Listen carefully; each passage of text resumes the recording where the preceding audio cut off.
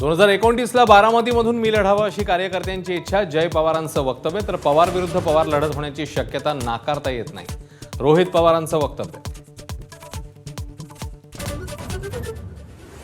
लोकशाहीमध्ये निवडणूक लढवण्याचा अधिकार सगळ्यांना, पण आता ती वेळ नाही. जय पवारांच्या वक्तव्यावर युगेंद्र पवारांची एबीपी माझाला एक्सक्लुझिव्ह प्रतिक्रिया.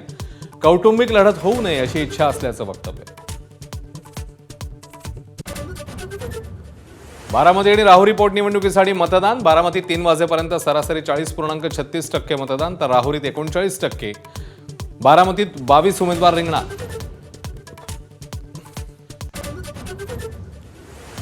पश्चिम बंगालमध्ये मतदानादरम्यान तुफान राडे. कुमारगंजमध्ये भाजप उमेदवारांवर हल्ला. मुर्शिदाबादमध्ये झटापट आणि दगडफेक.